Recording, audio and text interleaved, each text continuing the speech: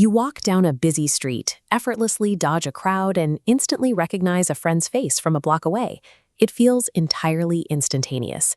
You open your eyes, and the world is simply there. But then you encounter the glitches. You step into bright sunlight and immediately start squinting. You walk into a dark room and lose your vision for a solid 30 seconds. You stare at a screen for hours, and your eyes start to burn. Take someone like Jake. Jake has perfectly healthy eyes and doesn't wear glasses. When he reads tiny text on his phone or spots a bird flying in the sky, he naturally assumes his eyes are doing the work of seeing those things. But that assumption ignores the basic physics of everyday objects. Your coffee mug, your phone, even your own hands, none of them actually produce the light you see. They simply reflect ambient light outward in multiple directions. This means your eyes are not cameras capturing pictures. They are biological sensors designed to catch bouncing light, collecting raw data that must be sent somewhere else to be processed. To understand why things like squinting happen, you have to follow that reflected light. It first hits the clear front window of your eye, the cornea, which acts like a car windshield letting light in. Then it passes through the pupil. When you walk into harsh sunlight, the colored part of your eye, the iris, acts like a biological curtain, shrinking the pupil opening to protect inner tissue. Step back inside a dim room, and those same curtains expand, capturing ambient light. Once the light is inside, your eye has to figure out what to focus on, and this is where the mechanics shift from adjusting distance, like looking from a text message in your hand to a mountain miles away. Sitting right behind your pupil is a tiny, flexible lens.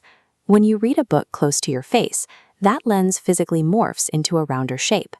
Look out at a mountain, and it pulls flat. It constantly changes form without you noticing.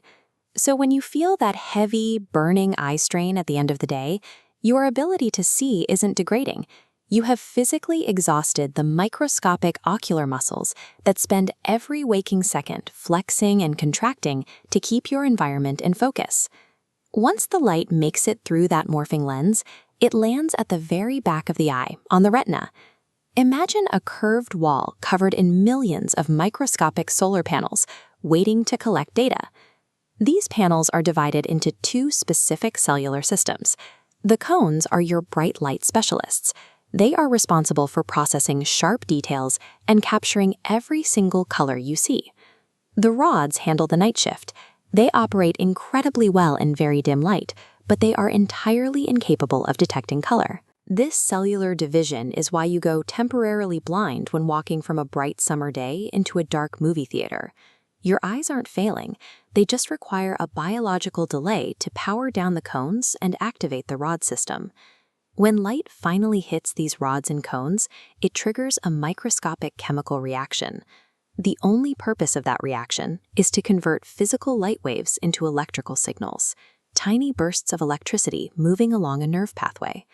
The eyes act as a translation engine, sending electrical messages into absolute darkness for the brain to decode and reconstruct into the world you experience. When you look at vision this way, modern habits take on a different context. When Jake spends hours staring at bright monitors or scrolling his phone in a pitch-black room, he is forcing that biological factory to run at maximum capacity, completely nonstop. Staring at a fixed distance locks those tiny lens muscles into a single position for hours.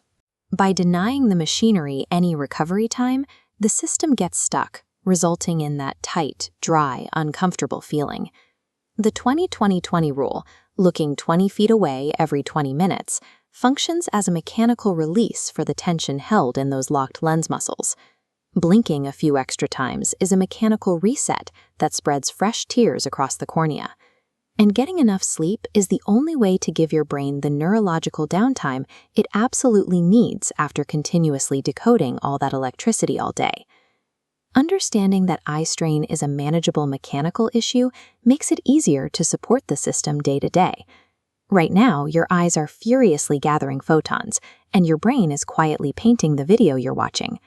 Take a moment today, look out a window, and give this incredible biological machinery a chance to reset.